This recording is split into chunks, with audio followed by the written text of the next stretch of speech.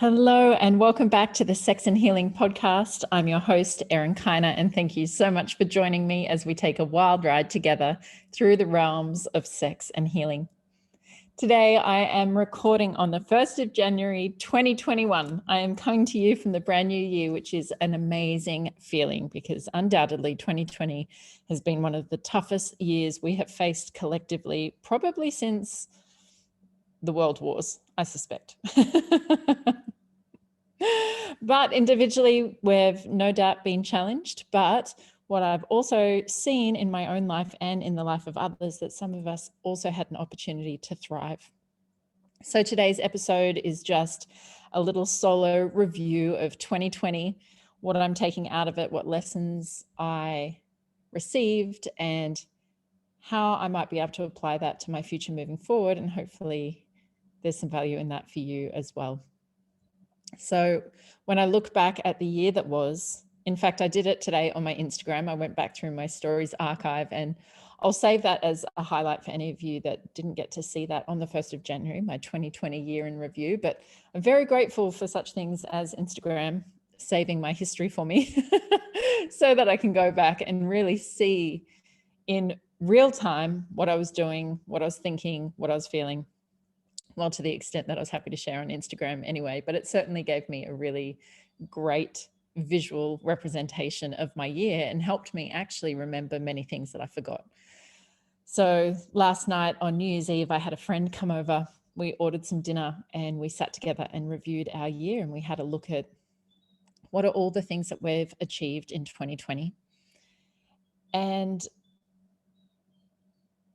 I think taking that time to really consciously reflect and to celebrate our achievements is of utmost importance, because if you're anything like me, it's very easy to keep looking forward, to keep focused on goals. I know I personally have we all have a negativity bias, but I also have a gift at spotting fault, which is why one of my nicknames is Optimizer Prime. Because I'm here to optimize everything and I make everything better. And that's certainly my intention, that everything and everyone that I touch is better off for having me in their life, and that I offer in some way, shape or form a positive contribution in everything. But because I have these gifts of optimization and improvement, it means that I'm naturally spotting the fault that needs to be improved. So if I'm not careful with myself, and if I'm not constantly balancing out that negativity bias with gratitude and reflection, then I can get stuck in this perpetual cycle of thinking I haven't done enough, there's more to do, and not really acknowledging myself for how far I've come. So to sit with my friend last night over dinner, I realized, holy shit, 2020 has been one of the best years of my life, which is kind of crazy to say. And I know that some people will be very sensitive to hearing that because 2020 has been so difficult. And on the same token, I don't want to not celebrate the successful year that I've had because of that sensitivity that other people might be feeling, because I undoubtedly have been through enough of my own adversity and enough of my own hardships. And in fact, I think it's quite hilarious because I had my ass kicked by life for the last 5 years since my divorce has been like the biggest fucking lessons, and being broken down in every way, mentally, emotionally, financially, I know Spirit was doing all of that in order for me to access my true self. And it now feels like it's been time to start building upon that new foundation, that new understanding of who I am, free of all of those past pains and misunderstandings and limitations. So being the overachiever that I am, I just feel like I sped through my lessons over the last 3 years. And the lessons that 2020 has been here to issue us collectively are things that I've already had an opportunity to look at in great depth and be able to transform and heal. So I feel like I'm just ahead of the pack a little bit. I was able to use 2021 to start building myself up, but that's not to say it wasn't without epic amounts of challenges as well. But I feel very, very grateful for these skills that I have to thrive in adversity and to thrive in challenge, and that life presented me with many wonderful opportunities this year that I could really take and utilize to improve my life. So I do believe that each of us are living a life that is a reflection of the culmination of choices that we've made. And when I look at some of the privileges that I've had, or that I do have, and a lot of the guilt that has come from having that privilege. And it was actually my mum that said this to me a couple of years ago.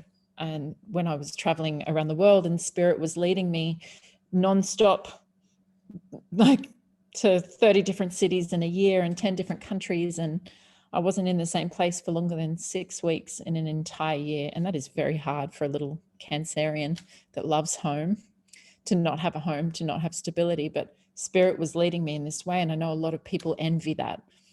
And a lot of people think that because that was my life, I must be rolling in money and have all these opportunities. But actually there's a big part of me that was resisting it, and I didn't want it. And I really just wanted a home, and I wanted stability. And I knew how much other people wanted to travel.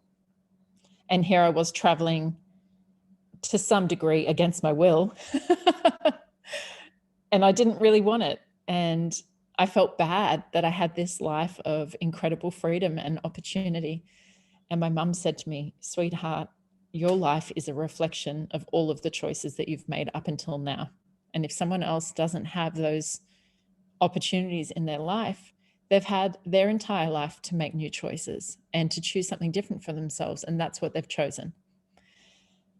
So that was very liberating for me to realize that, yes, I am very lucky. And yes, I am privileged in many ways.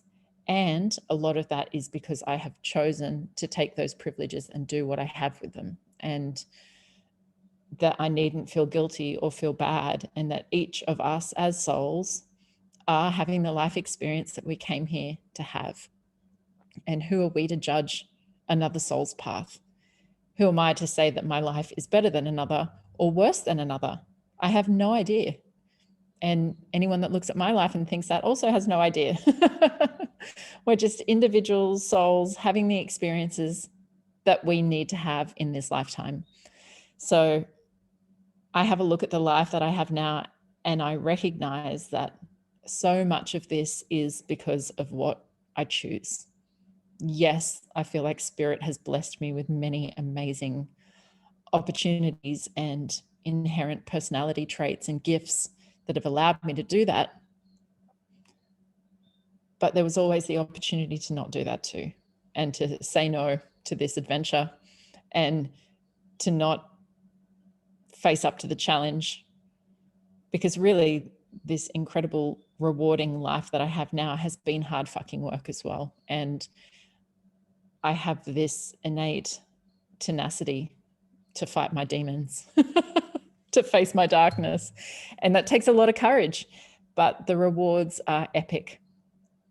So as I was reflecting last night and having a look at the way that every single area of my life has improved and up-leveled this year, it really gave me this opportunity to be deeply humbled and grateful for myself and the choices that I've made. And I would say that the single defining thing of 2020, the characteristic that allowed me to take this year of great adversity and turn it into a year of triumph for myself, was the willingness to invest in myself. And I could not be who I am and where I am and doing what I'm doing right now without the incredible support that I've had. I have had amazing healers, amazing coaches, amazing mentors. I've had amazing spiritual experiences on very sacred land. I've had an amazing partner show up. And those things have contributed to making me who I am today. And without them, I wouldn't be here. I really, really, really see the value of investment. And we all have the power to transform our lives. Like, in the end, this is just one big game. It can feel so real at times, which is why it's called reality. But if we shift out of that perspective and we go to this higher spiritual perspective, then we can see that actually this is all just one big game that's designed by our soul, and we can take things a little bit lighter and not be so burdened by the weight of reality. And we can remember, holy shit, I'm creating this. I am the creator of my reality. What do I want to create? What do I want to choose? You know, I look at computer games like The Sims, where you can basically create your reality. And I think, is anyone playing The Sims and choosing to create a life where they commute to a job that they don't really like and they sit in a cubicle for 8 hours a day, and then they commute home and they do that for almost all of the year, and then they just get 2 weeks holiday and they go somewhere? Like, is anyone choosing to create that in a virtual reality game? Absolutely fucking not. But yet people are choosing that in this reality. People are choosing, and again, who am I to judge? Each soul is on their own path. But some people choose not to change and not to grow and not to capitalize on their potential and not to experience expansion. And if that's for you, that's for you. And if you want something else, then go create something else. Create something else by choosing to invest in it. And I often see people care about their financial investments greatly. So if you're putting money into something and you're losing money through that investment, you're going to take your money back out. There's no question about it. But when you're investing your personal energy into something and you're losing personal energy and not gaining as much, people don't change that. They're drained by their jobs. They're drained by their friendships. They're drained by their relationships. And they just keep doing it. They keep putting themselves into more and more energetic deficit. But if we looked at it as a financial investment, if we looked at our personal energy as a financial investment and how much we got back, guarantee people would be making different choices. So we have that choice for our future as well, as like, where am I going to put my personal energy? And yes, there's a financial component to it. You have to financially prioritize your own growth as well. And if that isn't something that you're willing to do, to financially invest in your own growth, growth will still happen. You can still learn.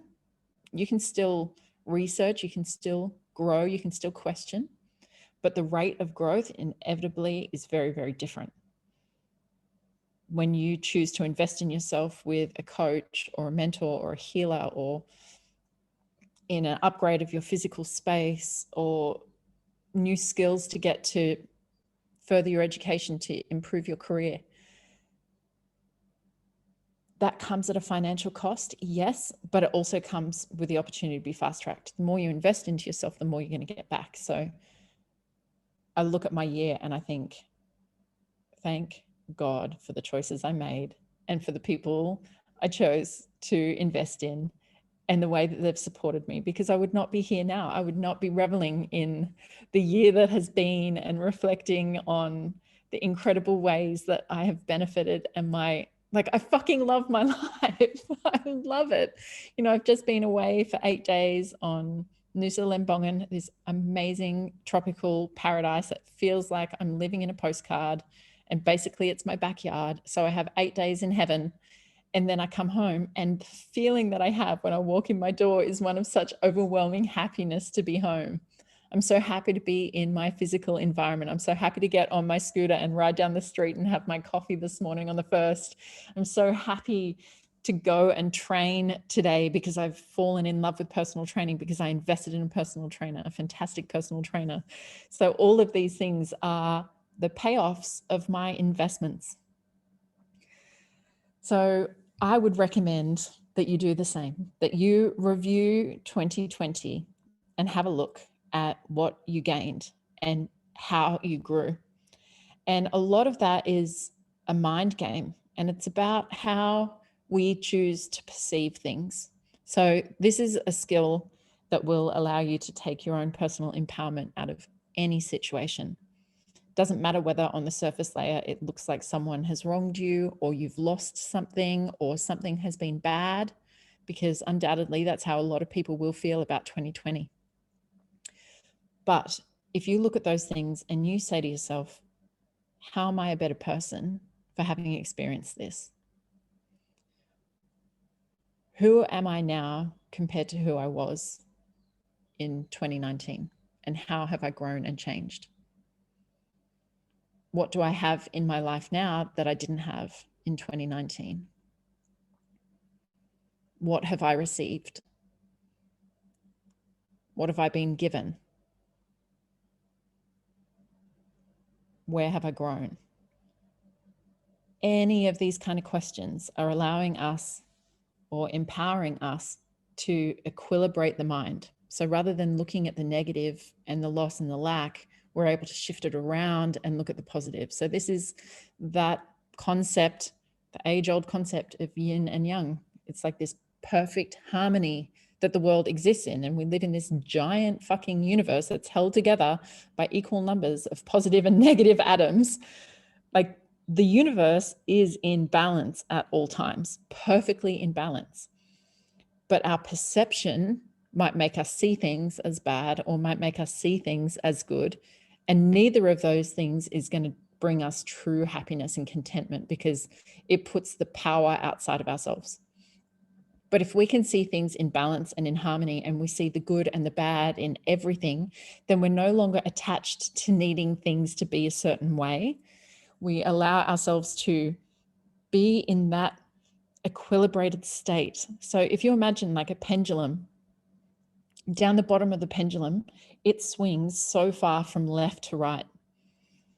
But as you go higher and higher up that pendulum, the swing is smaller. The distance between left and right is smaller. So when you have very fundamental views of right and wrong and good and bad, you are down the very bottom of the pendulum, and it swings so far from left to right. Your good reality can be so good. Your bad reality can be so bad. But as you start to equilibrate your mind and see the good and the bad and everything, then you start to move further and further up that pendulum so that that swing is less and less. But the ideal state is when the pendulum is centered right down the middle. And that state of equilibrium is true joy and true contentment. It's the state of enlightenment that all the Buddhists and, basically all spiritual religions and traditions talk about it in some degree, is that there's this inner state of peace that's available to us at all times. So even if you still exist down the bottom of the pendulum and you have very extreme views of right and wrong and good and bad, you still have the opportunity to have moments and glimpses of transcendence beyond that reality. But the more you can continue to do this in your mind, is no longer seeing things as strictly good and strictly bad, and instead balancing it out, then you stabilize that pendulum and you can see beyond it. So the dream is to step off the pendulum altogether and just exist in that constant, unwavering state. That's not an emotional state of happiness, but it's this inner state of joy. And it's not human love that's tied with hate. It's unconditional divine love. And it's not peace that's the relief from conflict. It's an inner state of peace that goes beyond that. So equilibrating our mind and taking the power back from these concepts of good and bad and right and wrong allows us to access those inner states of empowerment. So if we have a look at 2020 and you're stuck in any way of thinking that was bad or that was wrong or I had loss, then you equilibrate the mind by saying, well, what did I gain? And how did that also serve me? And what is also good? And even when life is good, we don't want to be attached to that. That's like working so hard to keep the pendulum up one side, like you're still grasping to maintain it. But if instead you can say, these are all wonderful things, and I know life is going to change. And of course, with this good will also come challenge, then it's not going to grip us in the same way. And this is essentially where that saying that this too shall pass comes in very handy. I remember when I first heard that, I was like, why would you want to believe that? Because when good things happen, you don't want to think about this passing. But that is the nature of life, and it is going to pass. So if you're attached to it, not expecting it to pass, then you're going to suffer greatly when it's gone. So if instead you can just be in it and appreciate it when it's there, knowing that hardship is a part of life and adversity is a part of life, and that hardship and adversity is the transformative gold of life, the more adversity and challenge that we have, the more opportunity for transformation we also have. So it's nice to walk a comfortable life and not get challenged very often. And I see this a lot. So I think, gosh, I have so many meltdowns sometimes. Like, these people must think I'm crazy. But then I'm like, yeah, well, you're having so many meltdowns, Erin, because you're willing to face what's inside of you, and you're willing to have a look at your subconscious programming by stretching yourself into a new environment. But if you just went back into your comfortable old job where you knew what you were doing every day and you didn't challenge yourself, and you went home and you did the same thing all the time and you hung out with the same people and you didn't experience any newness, then yeah, you wouldn't be having meltdowns, because you're not diving into the depth of your psyche to discover more about yourself. You're staying in your comfort zone. And that is great for a period of time. There's no doubt about that. It's nice to have some reprieve from challenge. It's necessary, actually, but it's not the kind of life that I came to live. And if I still had a regular job and I came home and just watched TV and just hung out with the same people, like, I see some people in my past that are like that. They're still hanging out with the same people doing the same thing that we were doing 15, 20 years ago, which astounds me. I get so bored and I need change and I need adventure and I need growth. It's part of my core need is growth and expansion. So it's okay that other people don't, but I would suspect if you're listening to this podcast, there's a part of you that wants growth as well. There's part of you that's curious about learning and experiencing more. So each soul to their own, each path to their own. But I'm going to take the assumption that we're all here because we want to grow. So reflect on 2020 and ask, how am I a better person? How have I grown? What have I learned? What have I received? How am I better now? What skills do I have? What understandings do I have? What capacity have I experienced? And then my friend and I started to reflect on what we wish to let go of. What are we still holding on to from 2020 that we no longer need? And essentially, for me, it's like my entire brain.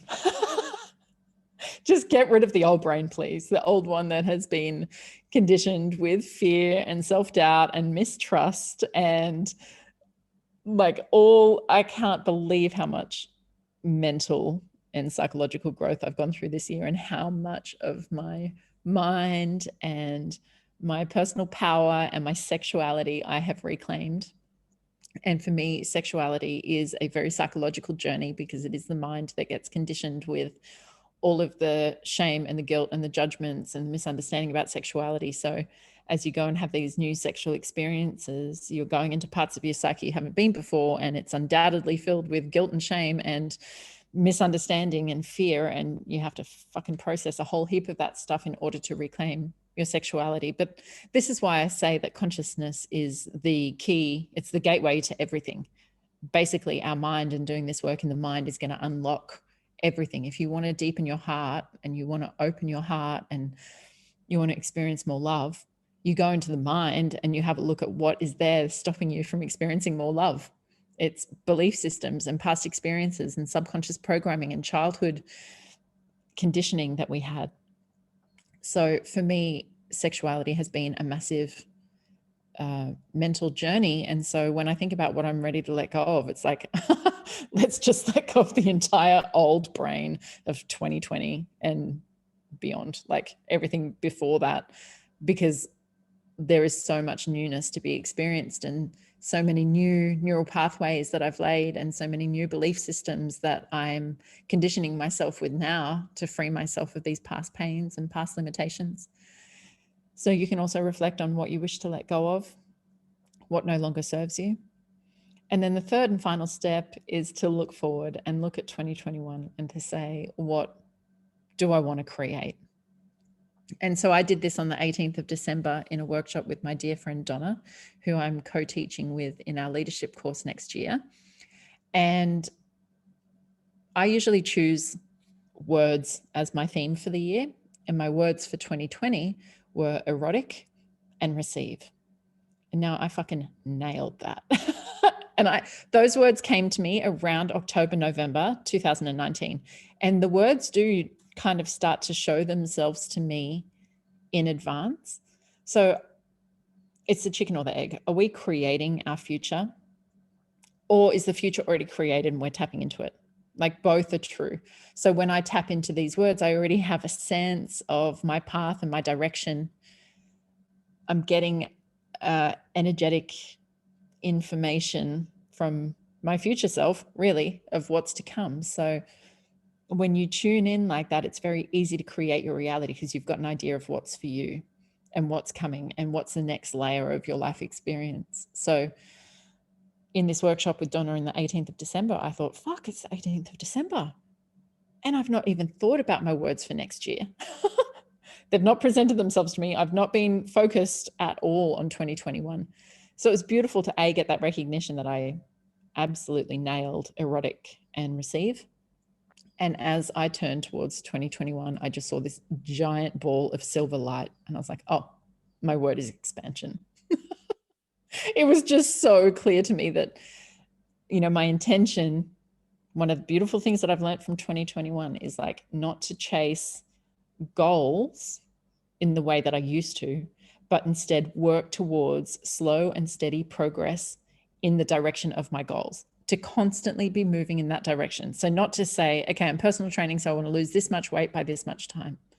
Like that's quite an abstract idea, really, for me to choose a number of kilos I want to lose and a date that I think that I can lose it by, and then work my ass off to try and make it happen. And then either feel really good that I did it or really disgruntled that I didn't, disgruntled and disempowered.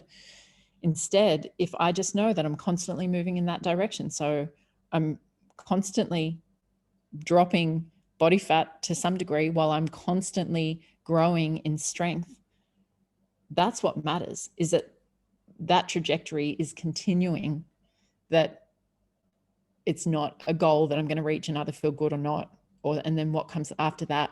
So for me, that expansion is like, okay, look at the way my life is up leveled in every single way.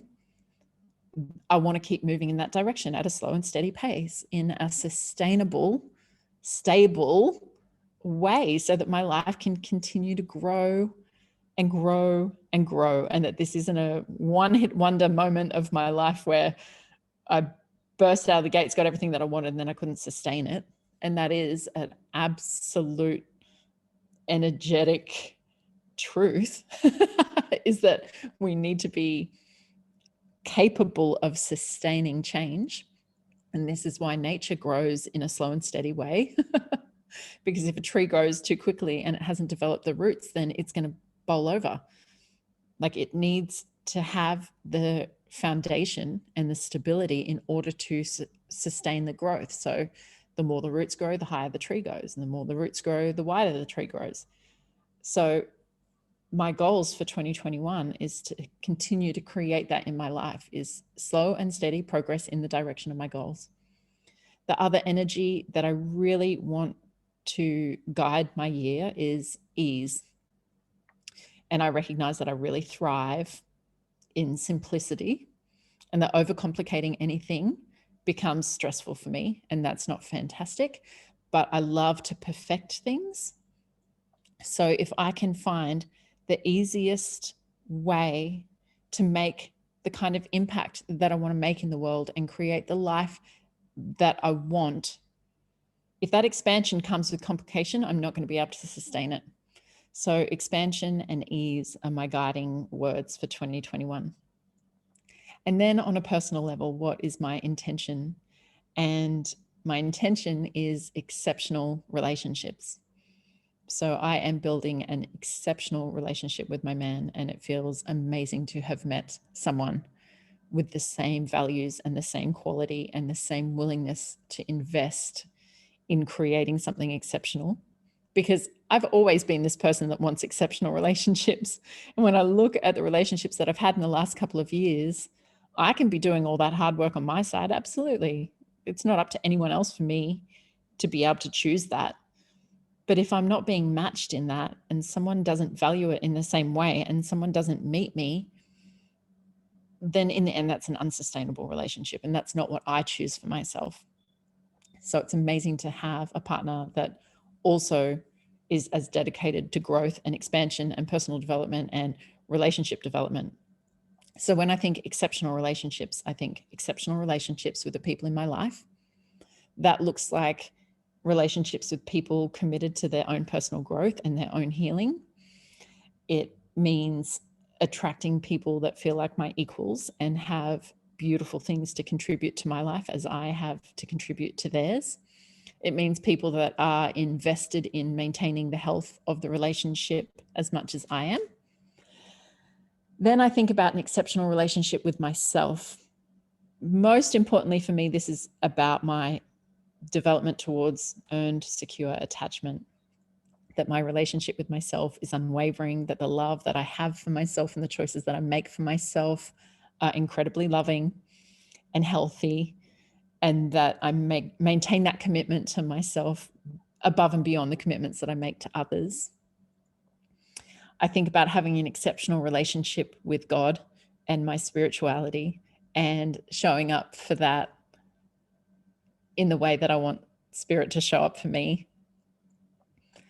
I think about having an exceptional relationship with my body, and it's amazing what 6 months of personal training has done for me, honestly, to be in the strongest body that I've ever had, and the overall strongest body I've ever had, I should say, because I've certainly been active in my past, but if you're doing yoga, then you get strong at yoga, and if you're playing water polo, you get strong at water polo. But I feel like what I'm doing now with weights training is actually training my entire body in a very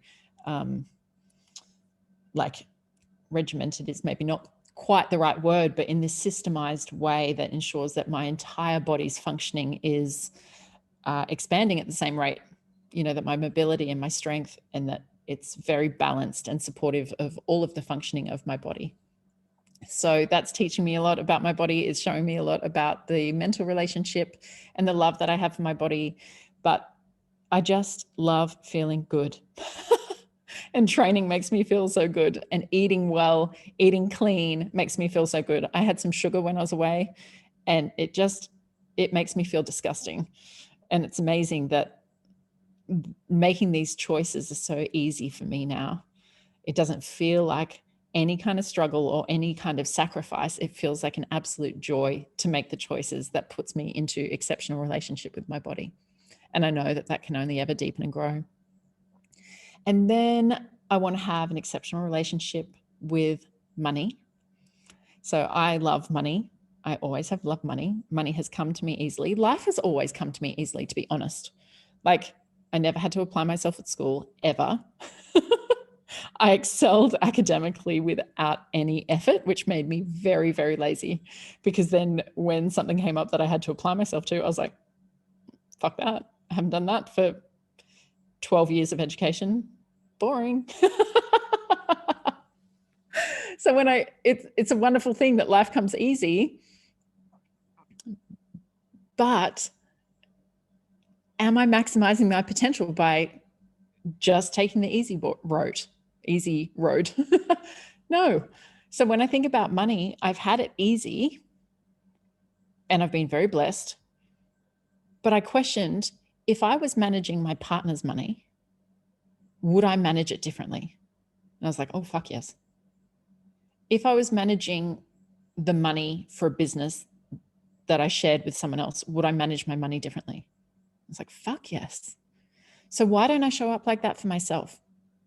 Why do I not put the same investment of time and energy and education into my finances in order to experience the fullness of the potential of my finances? Like, that feels fucking exciting to me. So an exceptional relationship with money is also part of my goals. And one of the really insightful things that I learned this week was the importance of having your conscious goals and intentions be aligned with your subconscious needs. So our subconscious is this constant needs seeking machine. And when I think about my highest needs, it's connection. Without doubt, it's love and connection. So if I'm making goals that are not aligned with love and connection, or they feel like in some ways they're going to take away from love and connection, then ultimately I'm going to self-sabotage, because my subconscious mind is always going to win. The programming of your subconscious mind will always trump your conscious mind. Doesn't matter how much you want it in the conscious, the subconscious is running the show. So what I realized was that I started personal training this year, A, because I'd wanted to for quite a while, but B, because Mars was retrograding in my second house for 6 months. And so I knew astrologically, I have this energy of Mars lighting up the sector to do with the physical body for 6 months, when Mars usually only stays there for 2 months. So I was like, okay, this is amazing astrological energy to capitalize on. What a great time to start personal training. I've been meaning to do it. I'll do it now. And that's been able to kickstart the process of personal training, and I love it.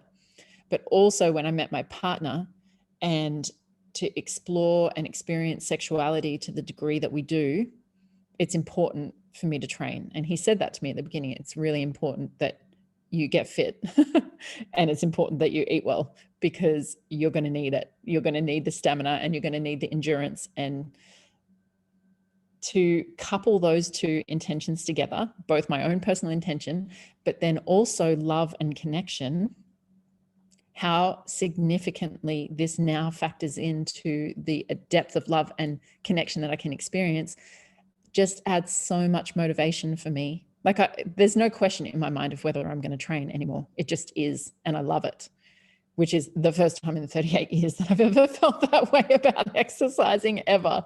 It's always been an effort and something that I make myself do because I think that I should, or I have to, or whatever.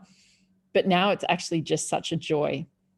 So if you can work out what your primary needs are, so I need love and connection, I need comfort, I need safety, I need personal development and growth. So when I look at all the goals that I want to set for 2021, they have to be linked back to these things. We have to see the direct correlation between what our subconscious needs and what our conscious wants. And when those things are aligned together, then you're so much more likely to achieve those goals, because you've got this coherence between the conscious and the subconscious. And then that amazingly powerful subconscious driver is driving you towards your goals. So exceptional relationships 2021, come at me. And so as we sit here, as I wrap up this episode on the 1st of January, now I don't give that much credit to the 1st of January, because the Gregorian calendar is a human-made structure that the universe doesn't really give a shit about. It's like, oh, that's nice that you think that that's important. But the laws of the universe do not care about the Gregorian calendar. But we have a massive collective consciousness associated with the 1st of Jan, because most of humanity lives by the Gregorian calendar. So most of humanity believe it. And then you think about that collective belief system, there is absolutely a wave of energy at the beginning of the year that we can capitalize on, and we can ride that collective energy in order to kind of launch or propel us towards what we want, and to really believe in that concept of letting go and leaving behind. So I don't care so much about the 1st of January. What I do really care about is astrology, and the fact that the celestial bodies in our solar system all have a electromagnetic field that is in communication with each other. So now this is just a theory, I hypothesize, if anyone can prove it as true or disprove it as true, or prove that it's not true, please let me know. But what I know is the electromagnetic field of the Earth is strongest at our north and south pole. So you're going to feel the field of Earth the strongest if you live near the poles. If you live on the equator, like I do, it's the weakest part of Earth's electromagnetic field, which I believe makes us more sensitive to be able to feel the influence of the electromagnetic field of the other celestial bodies. And I've spoken to surfers who say that the tides and the way the moon controls the tide in Indonesia is significantly more powerful than what it is in Australia.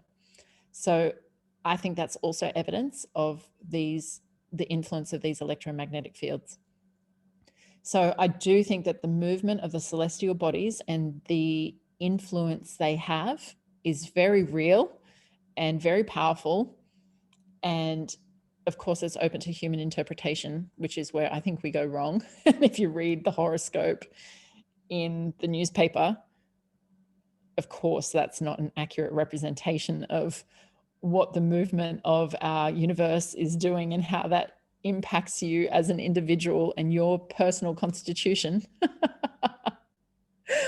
But I do think that the movement of the celestial bodies has an incredible impact that we can capitalize on. So a lot of what we went through in 2020 was predicted by astrologers.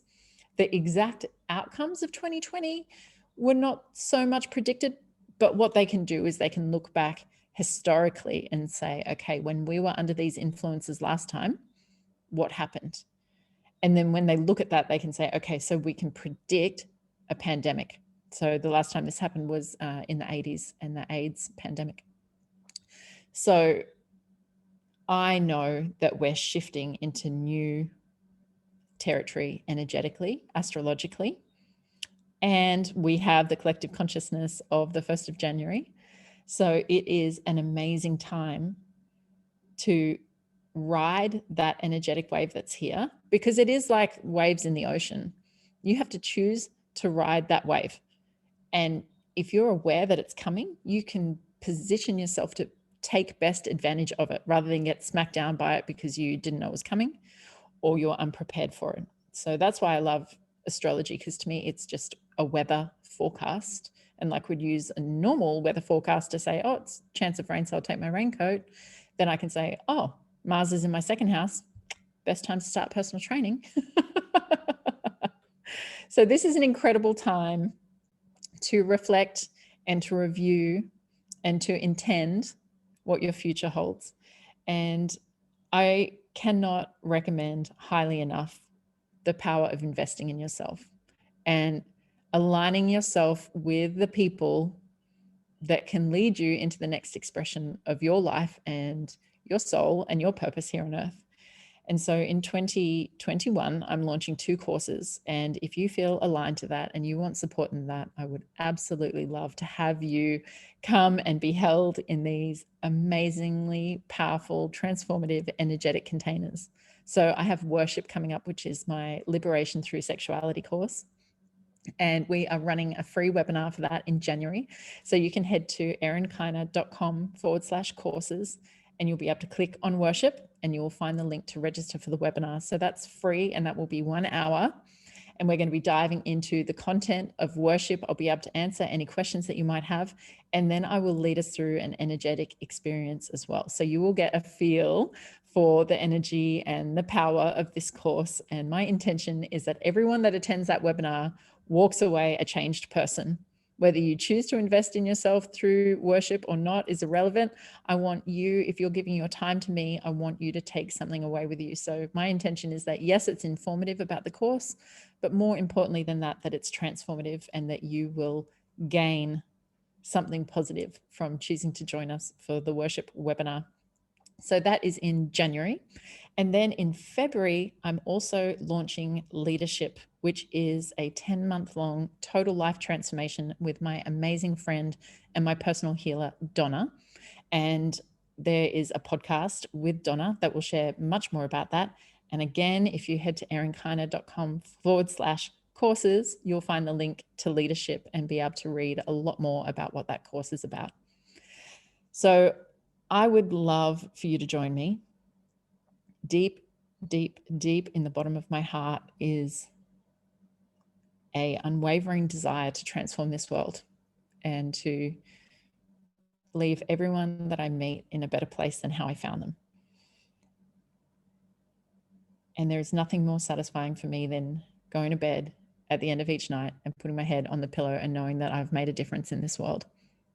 It is such an honor to be me and to have received the gifts that I have that allows me to transform lives in such profound ways. It is truly a joy. And I hope that you can feel the authenticity of that and the truth of my heart and my intention. And that if you feel called or inspired or excited to join me for one of those courses, that you reach out and you let me know, and you come and join us for this wild ride that is life and transformation and sexuality, and to create the life of your dreams in the way that I have. And that you take it from someone that's done the work and paid the price. And it's not easy. You work hard for the success, but it is the most rewarding, satisfying thing ever to fucking love life. So please reach out.